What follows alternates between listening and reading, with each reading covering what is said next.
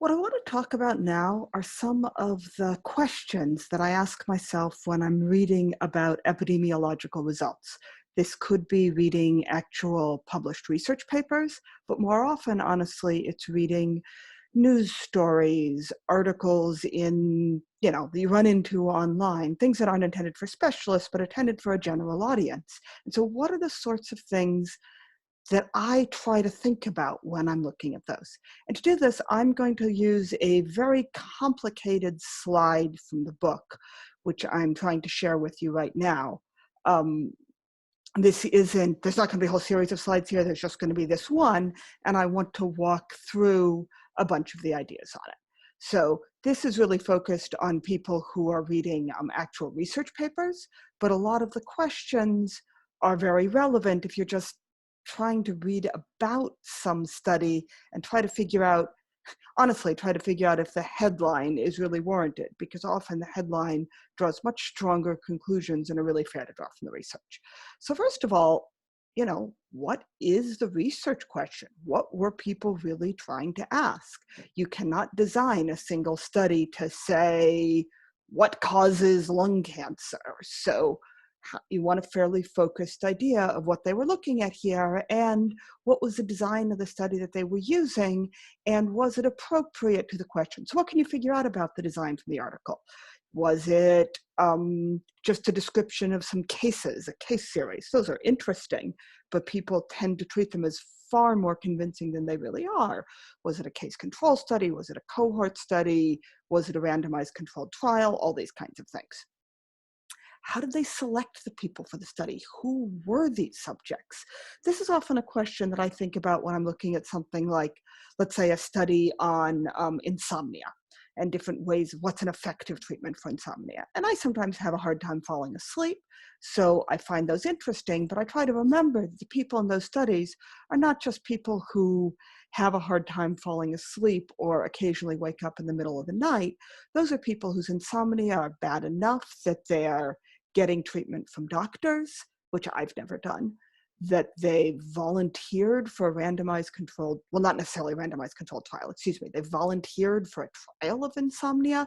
These are people whose insomnia is much more significant impact on their life than mine ever has been. And so that's something I should think about when wondering if their results are relevant to me as well.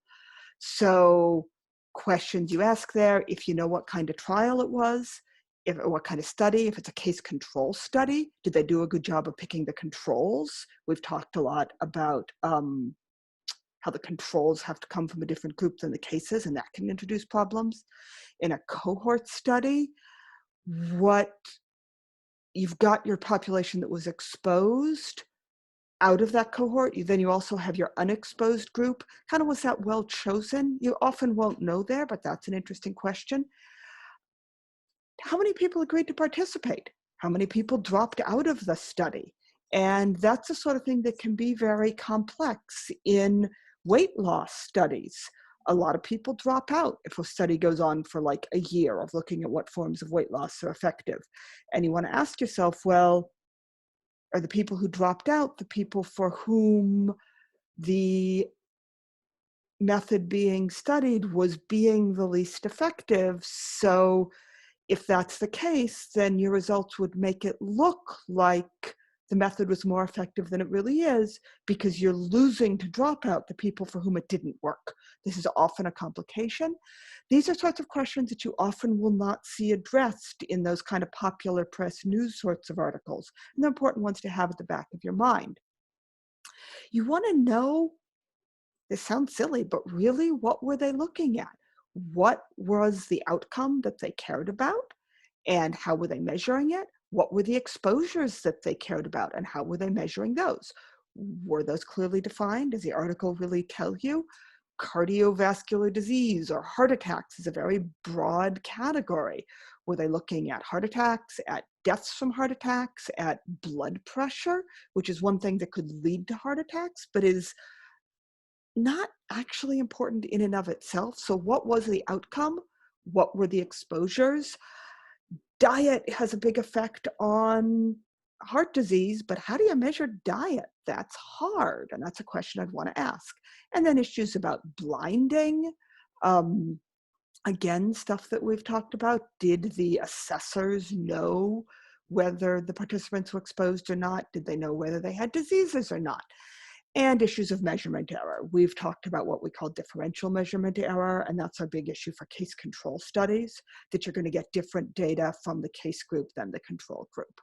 And that's part of what makes the link between abortion and breast cancer so hard to tease out in abortion and breast control studies. So those are some of the questions that I would want to ask if I was looking at an article about a study, and just figure out which of these is this article answering for me and which does it leave unanswered, and do I think those are important questions. Then confounding. This is what we were talking about last week. Confounding is huge. It is incredibly hard to control for all of the important confounders in an observational study. So you often have some residual confounding that you haven't thought about that you still have to be concerned about. Remember, on the very first day of class, we talked about that hormone replacement therapy story. And there were a number of cohort studies that made it look like hormone replacement therapy was effective, had a preventative effect on heart disease. And when they finally did the randomized controlled trial, they discovered that it actually had a causative effect. That is, it increased the risk of heart disease. And the difference between the cohort studies and the randomized controlled trial is almost certainly due to confounding and the fact that the women who chose to take hormone replacement therapy were fundamentally different from the ones who didn't. Certainly in some ways they attempted to measure, like socioeconomic status and level of education. Well, it's part of socioeconomic status, but also in issues that they just probably couldn't measure, like sort of engagement with the medical community and medical news and how much attention you're paying to information about what will be healthy and, quote, keep you young. So that turned out to be residual confounding, which completely changed the conclusions. So these are all important questions. And if you want to take it to the next step, you think, okay, for the things that they missed, for the things that aren't controlled here, how might those affect the results of the study? In the hormone replacement therapy study, those unconsidered health awareness factors changed the results in a way that made hormone replacement therapy look a lot less effective because the use of it was associated with these other healthier behaviors. So those are the kinds of questions I try to ask myself. And then again, we also have the issue of chance. How much of a role did chance play? That's really where statistics comes into it. That's where confidence intervals are helpful. And so we will really want to look at the confidence intervals, try to decide if this result is convincing, look at how large the study is. So those are the kinds of questions that I try to think about when I am looking at articles on studies. I feel like I've said this several times already, but I'm going to repeat myself again. And if you start asking those questions, you will come to realize how often important questions are not being answered. So for the form for this, and this is the only slide I've got now, I'm going to ask you to look at one such article about a study and try to think about, what do they tell you? What don't they tell you? What else would you like to know? And I'll say this is a high quality article. I'd like you to be on the lookout. Right now, it might actually be hard to find health news that isn't about COVID, but in a more normal times, it's worth being on the lookout for all that sort of health news. That article your parents send you about stress and health at school and all that sort of stuff.